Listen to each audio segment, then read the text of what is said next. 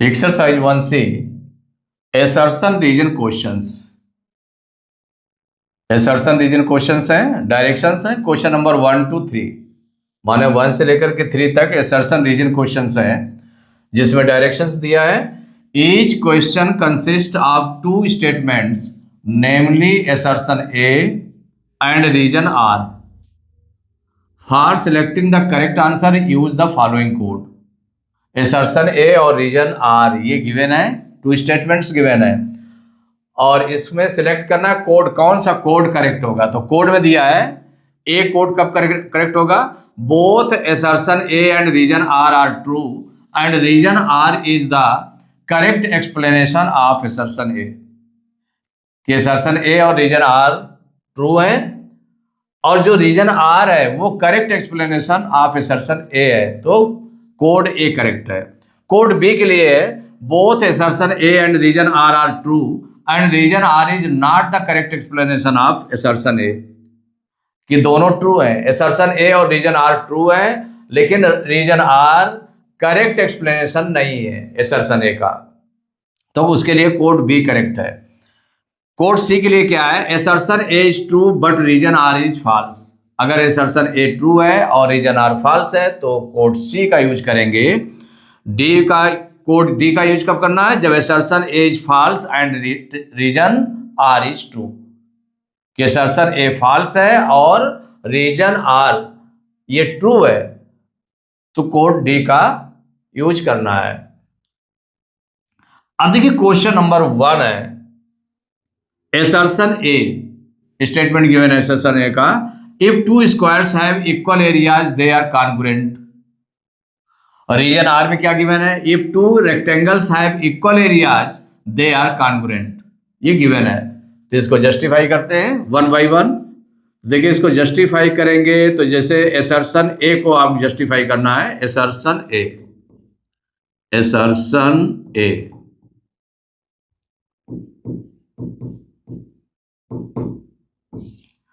Assertion ए में देखें कि if 2 squares have equal areas, 2 squares have equal areas, तो यहां पर दे आर कॉन्ग्रुएंट। अगर 2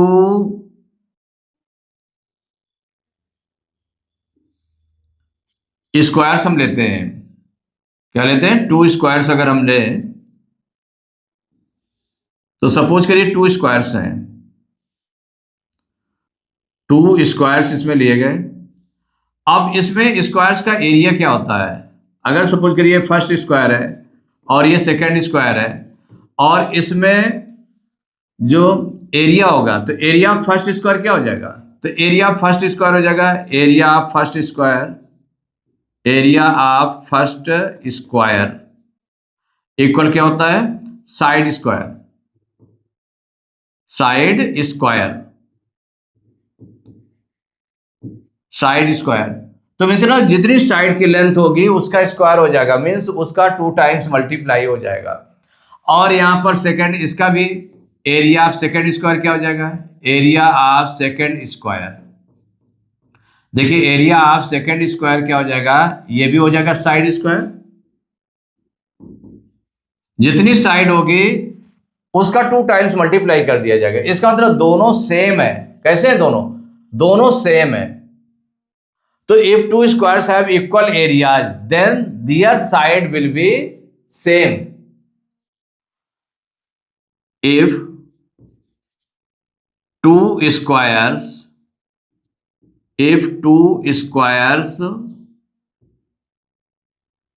have equal areas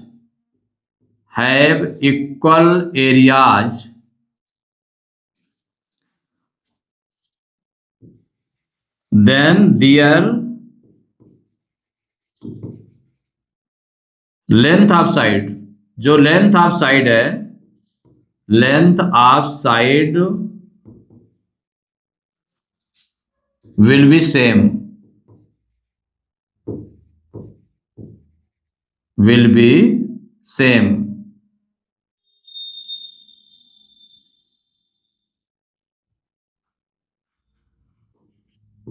तो जब लेंथ सेम होंगी तो इसका मतलब क्या हो जाएगा, तो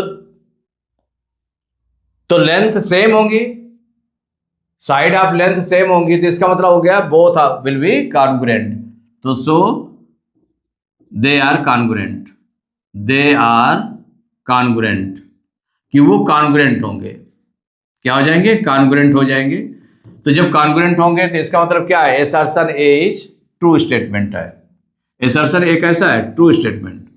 तो therefore assertion A is true, assertion A is true, assertion A true हो गया। अगर मान लो इसको हम लेते हैं रीजन आर, रीजन आर को वेरीफाई करते हैं, तो रीजन आर में क्या है? कहा गया if two rectangles have equal areas they are congruent. तो अगर टू रेक्टेंगल्स हम बना लें, एक ये रेक्टेंगल हो गया और ये एक आपका ये रेक्टेंगल हो गया,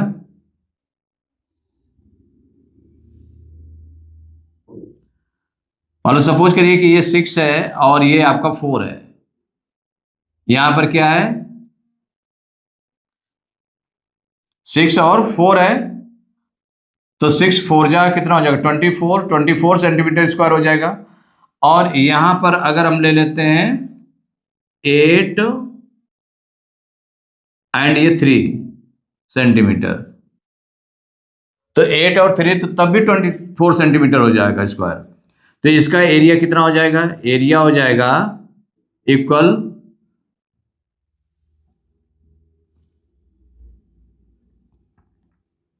एरिया ऑफ रेक्टेंगल हो जाएगा 6 इंटू 4 इक्वल हो जाएगा 24 सेंटीमीटर स्क्वायर। ये हो जाएगा। इसका एरिया कितना हो जाएगा? एरिया ऑफ रेक्टेंगल, तो एरिया ऑफ रेक्टेंगल हो जाएगा length into breadth, means 8 into 3 equal 24 centimetre square. ये हो जाएगा।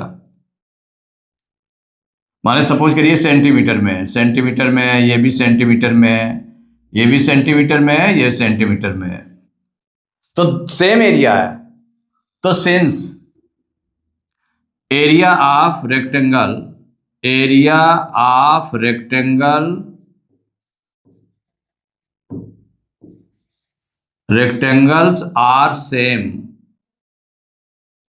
या are equal, equal but the length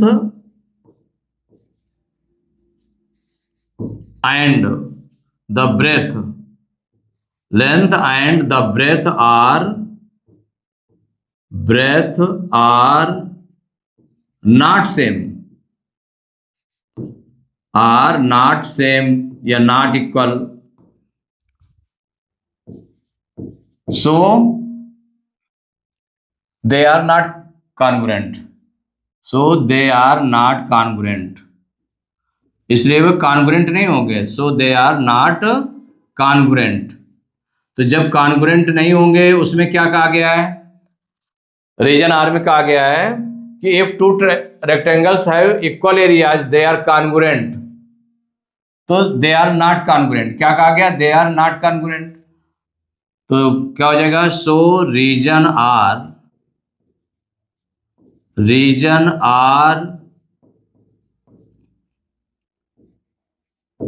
is false, reason are is false, माने रीजन आर फॉल्स हो गया। तो यहां क्या हो गया? Assertion A is true and reason R false.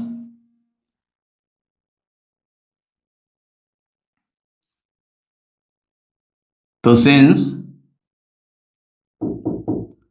assertion A is true, assertion A is true but region R is false, region R is false,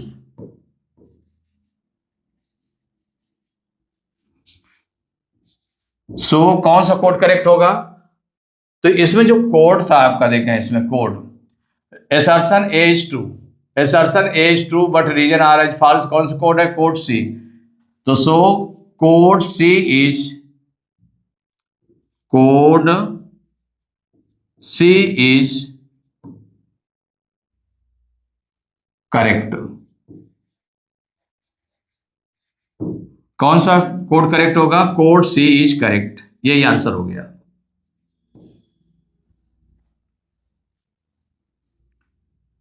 देखिए इसमें क्वेश्चन नंबर सेकंड है, एसर्शन ए गिवन है, two triangles are congruent if two sides and any one angle of one are respectively equal to two sides and the corresponding angle of the other. और reason r में है SAS congruence is one of the conditions for congruence of two triangles. तो SAS congruence ये axiom या मतलब ये property जो है कॉन्ग्रुएंट ट्रायंगल्स के लिए है SAS। तो माने ये ट्रू स्टेटमेंट है। और इसमें क्या क्या कहा गया, जो एसर्शन ए है तो इसमें जब एसर्शन ए जो स्टेटमेंट लिखा हुआ है, एसर्शन ए, इसमें देखिए स्टेटमेंट है two triangles are congruent if two sides and any one angle of one are respectively equal to, माने two sides और included angle। तो since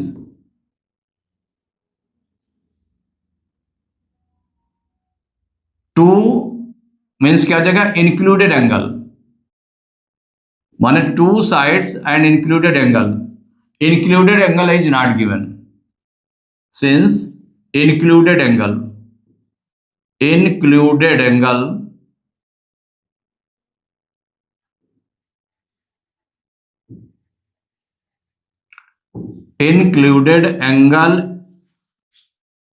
is not given।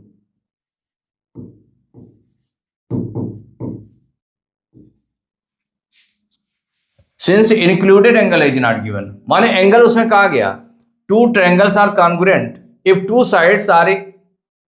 Sides तो इक्वल है, ठीक है, उसका but included angle is not given. तो included angle is not given, so assertion ए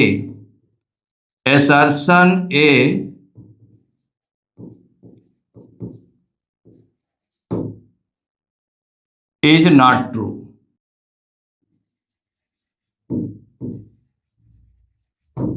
माने एसर्शन ए ट्रू नहीं है, since included angle is not given. Included angle नहीं, एनी एंगल है, any angle is given but included angle is not given. तो not given, so assertion A is not true, true नहीं है। अब reason R को अगर हम देख लें तो रीजन आर में क्या है, एसएस कॉन्ग्रुएंस प्रॉपर्टी, माने SAS congruence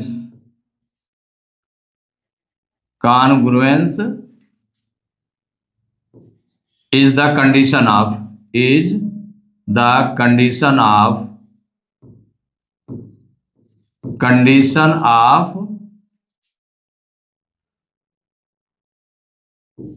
condition for congruence of two triangles,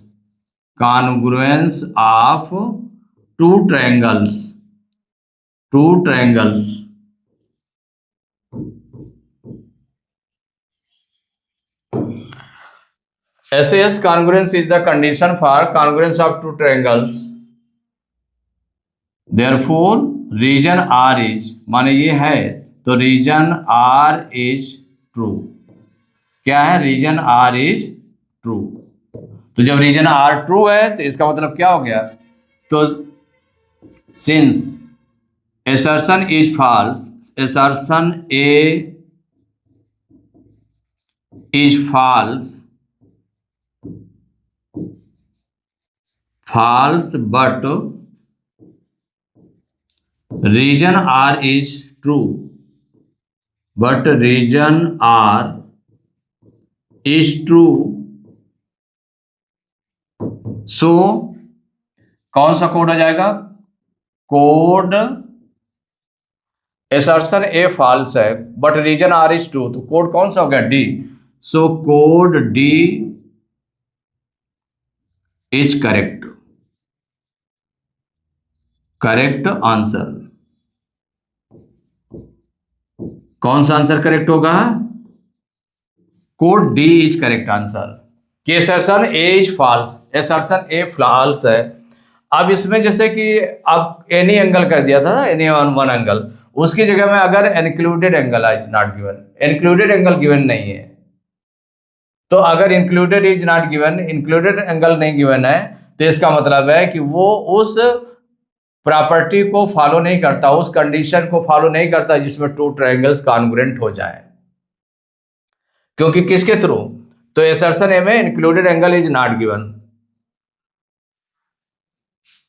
given for, इसमें हम ऐसे लगा सकते हैं कि फॉर कौन सी कंडीशन हो गई? S A S, for S A S congruence condition, माने इस कंडीशन के लिए ये नहीं है कॉन्ग्रुएंस कंडीशन, माने इस कंडीशन के लिए जो एस एस कॉन्ग्रुएंस कंडीशन है उसके लिए included angle is not given, included angle नहीं गिवन है, इसलिए जो है assertion A is not true, तो असर्शन ए नॉट ट्रू है। रीजन आर ट्रू है, तो इसमें assertion A is false but reason are is true, so code D is correct answer.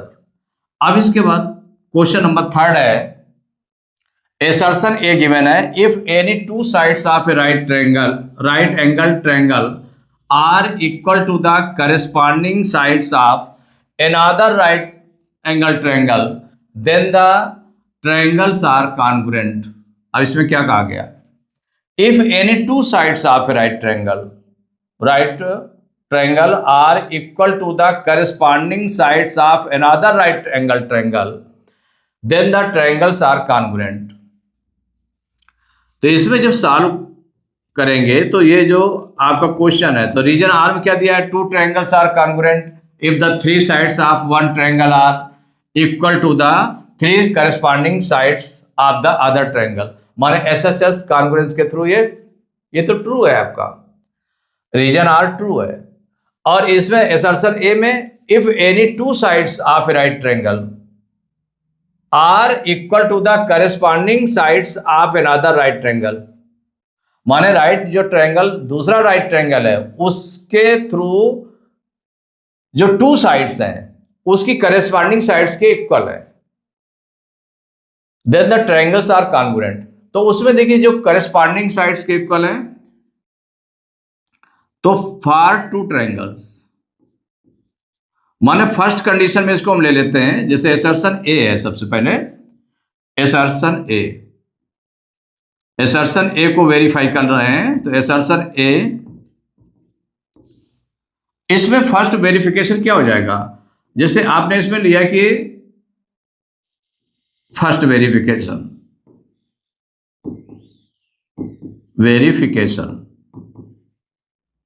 ये जो फर्स्ट वेरिफिकेशन आप कर रहे हैं इसमें, तो फर्स्ट वेरिफिकेशन में आप ले लें कि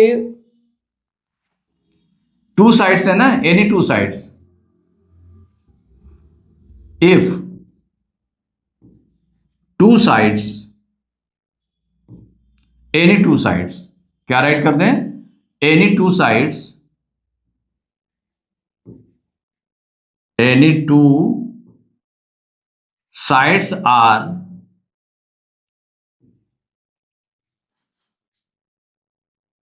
कौन कौन सी हो जाएंगी? वन हो जाएगी hypotenuse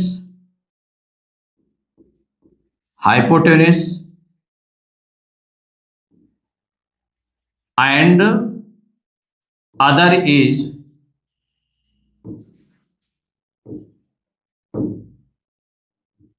one side,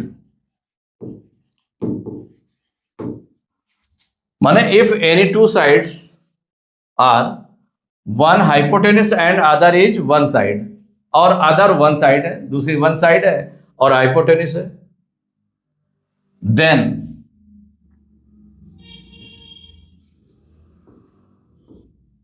then it is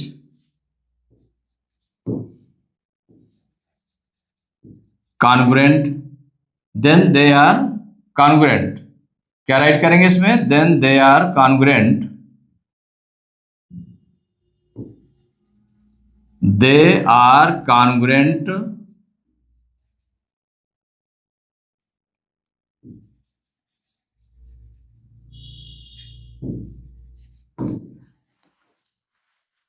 if any two sides में कौन कौन सी हो गई, वन हाइपोटेनस हो गई and other is one side, और अदर दूसरी जो है वन साइड है, वो रेस्पेक्टिवली इक्वल है, तो then they are congruent by RHS, congruence property. माने इसके प्रॉपर्टी के थ्रू जो है कॉन्ग्रुएंस हो जाएंगे, ठीक है ना। अब इसके बाद में जो मान लो सेकेंड वेरिफिकेशन आपने किया, सेकेंड वेरीफाई कर रहे हैं इसमें कि if any two sides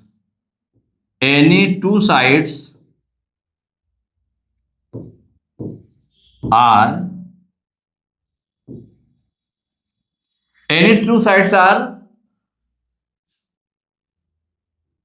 the side of right angle, the sides of right angle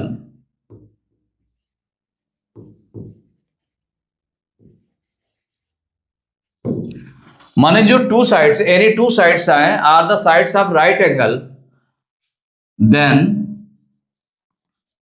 they are congruent by SAS, congruence property.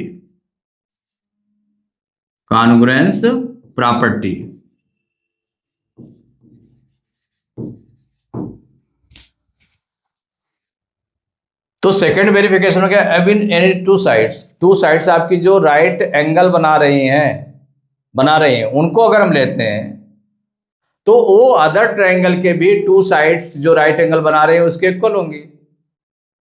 तो जब इक्वल होंगी, वन के इक्वल होगी, सेकंड के इक्वल होगी, और उसके इंक्लूडेड एंगल क्या हो जाएगा, 90 डिग्री हो जाएगा।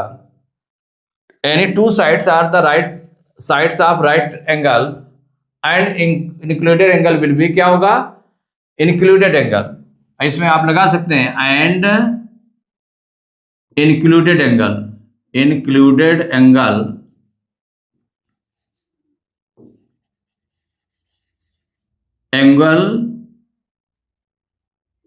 90 डिग्री। क्या है, 90 डिग्री। इंक्लूडेड एंगल क्या है, 90 डिग्री है। Then they are congruent by, अब इंक्लूडेड एंगल हो गया 90 डिग्री, तो वो कैसे कॉन्ग्रुएंट होगा, SAS कॉन्ग्रुएंस प्रॉपर्टी के थ्रू होंगी। और इसमें फर्स्ट वेरिफिकेशन क्या है, when two sides are one hypotenuse and other is one side, माने और दूसरी साइड वन साइड है, तो टू साइड्स इसके हो गए, वो हाइपोटेनस के इक्वल हो गया एंड वन साइड के इक्वल हो गया, क्योंकि करस्पॉन्डिंग साइड्स इक्वल होंगी, तो then they are congruent by RHS congruence property. तो माने ये टू टाइप से आप इसको प्रूव कर सकते हैं कि इस तरह से होगा। तो सो क्या हो जाएगा, assertion A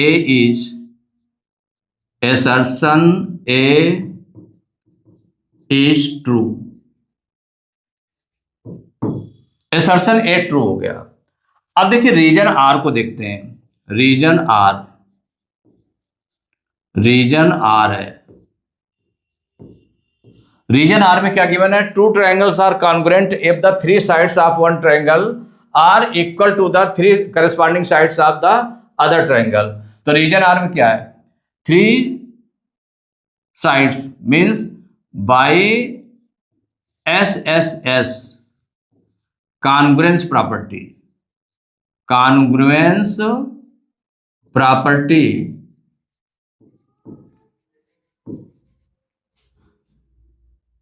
they will be, माने जो ट्रायंगल्स होंगे, दे विल बी कॉन्ग्रुएंट, क्या हो जाएंगे, कॉन्ग्रुएंट हो जाएंगे, दे विल बी कॉन्ग्रुएंट, माने इसके थ्रू कॉन्ग्रुएंट हो जाएंगे।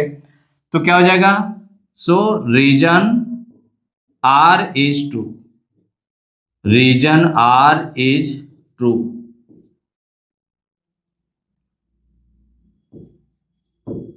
तो रीजन R भी ट्रू हो गया। अब इसमें दोनों मिलाकर के देखें तो असर्शन A ट्रू है, रीजन R ट्रू है, लेकिन इसकी जो प्रॉपर्टी यूज हो रही है उसमें SAS प्रॉपर्टी यूज हो रही है और RHS प्रॉपर्टी यूज हो रही है, लेकिन रीजन R में SSS प्रॉपर्टी का यूज किया गया है। माने SSS प्रॉपर्टी का यूज किया गया है तो वो उसको एक्सप्लेन नहीं करता है, माने करेक्ट एक्सप्लेनेशन नहीं है। तो अब यहां पर देखिए जो, तो since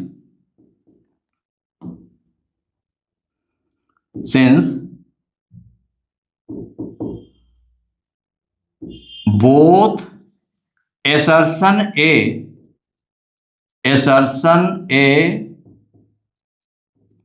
and region R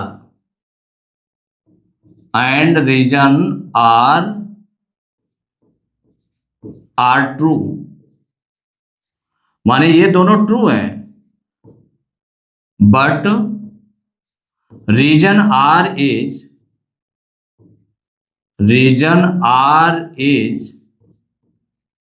not the correct explanation, correct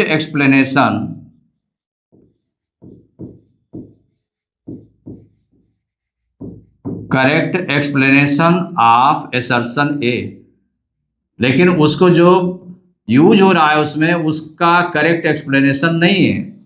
तो देयरफॉर कोड, जिसमें ऐसा कौन सा है कोड, बी में लिखा है both are true and reason R is not the correct explanation of assertion है, करेक्ट एक्सप्लेनेशन नहीं है, तो इसका मतलब कोड बी इज करेक्ट।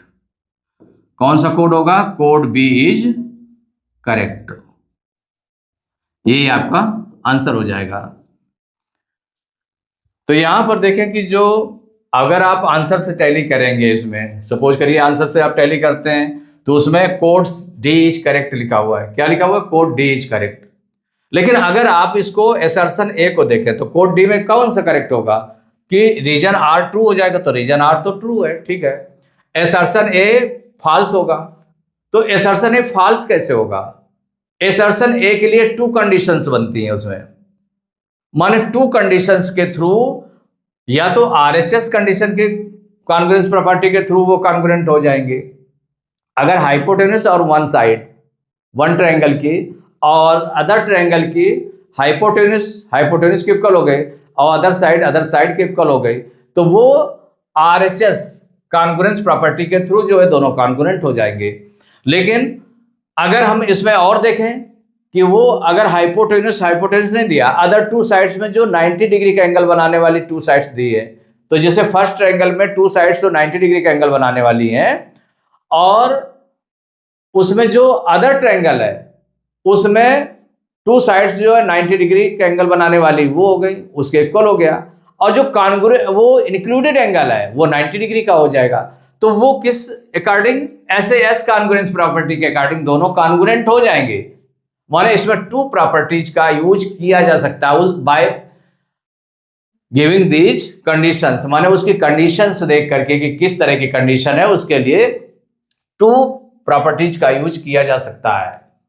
इसलिए वो असर्शन ए क्या है, ट्रू है,